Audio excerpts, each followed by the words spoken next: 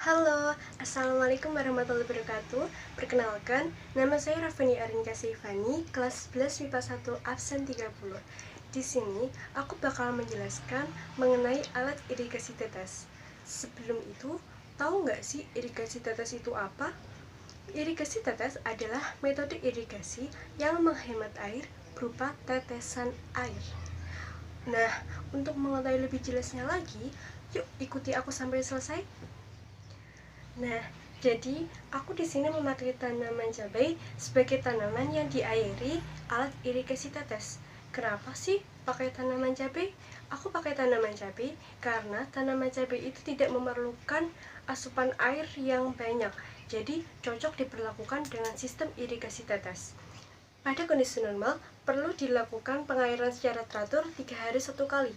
Apabila pada musim kemarau yang cukup ekstrim, pengairan perlu dilakukan 1 hari 1 kali. Begitupun pada musim penghujan, pengairan tidak perlu dilakukan karena kekurangan dan kelebihan air pada tanaman cabai sangatlah tidak baik. Pengairan yang dilakukan pada sistem irigasi tetes mempermudah dalam proses pengairan loh, dan juga pastinya menghemat tenaga. Nah, gimana sih cara membuat alat irigasi tetes? Jadi, di sini aku bakal ngasih tahu ke kalian gimana cara membuat alat irigasi tetes dengan bahan yang murah dan pastinya bahannya mudah ditemukan di sekitar kita loh. Yuk, kita lihat yuk. Oke, jadi yang pertama kita siapkan alat dan bahannya. Alatnya hanya lem tembak dan solder. Sekarang bahannya, yang pertama ada botol bekas, yang kedua ada keran selang aerator, dan ini ada yang ketiga adalah selang aerator, yang keempat adalah lem lilin, yang kelima adalah penyangganya, ini kayu, yang keenam aku kawat itu sebagai membantu buat menyangganya, yang ketujuh adalah tanaman. Jadi yang pertama kita lubangi salah satu bagian sisi botol ini menggunakan solder. Selanjutnya kita pasang keran ke lubang tadi ya. Selanjutnya kita beri lem lilin agar tidak terjadi kebocoran. Di sisi lain keran selang aerator ini kita pasangi selang aerator. Untuk penyangganya, di sini aku menggunakan kayu dan dibantu oleh kawat ya, agar kuat. Dan selang aerator ini akan terhubung dengan tanaman. Jadi kita bisa menancapkan langsung di dalam tanah, boleh juga mengairi dari atas permukaan tanah. Sekarang kita coba yuk.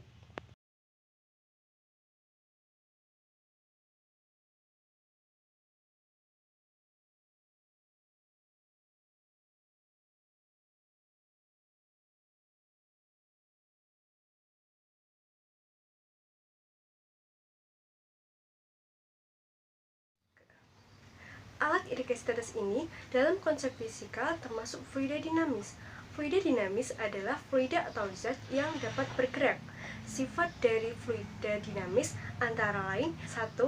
Menempati ruang, 2. Memiliki gaya dorong, 3. Memiliki kecepatan aliran, dan 4. Adalah memiliki koefisien kekentalan zat. Besaran-besaran yang terdapat dalam fluida dinamis yang pertama adalah debit aliran. Debit aliran adalah jumlah volume fluida yang mengalir persatuan waktu, dirumuskan Q sama dengan A kali V.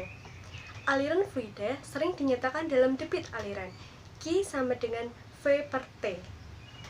Yang kedua adalah persamaan kontinuitas. Persamaan kontinuitas adalah suatu persamaan yang menghubungkan kecepatan fluida dalam suatu tempat ke tempat lainnya, sehingga dirumuskan A1 kali V1 sama dengan A2 kali V2.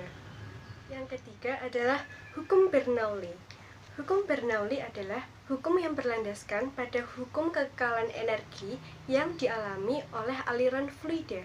Hukum ini menyatakan bahwa jumlah tekanan, energi kinetik persatuan volume, dan energi potensial persatuan volume memiliki nilai yang sama pada setiap titik sepanjang suatu garis arus.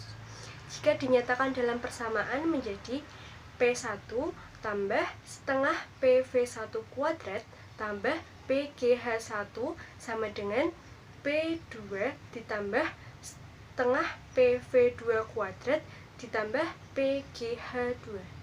Nah, jadi itulah sedikit penjelasan mengenai sistem irigasi tetes. Sebagai penutup, dalam masa pandemi ini, selalu gunakanlah masker, berjaga jarak, dan hindarilah kerumunan. Mohon maaf apabila ada kata-kata yang kurang berkenan. Terima kasih. Wassalamualaikum warahmatullahi wabarakatuh.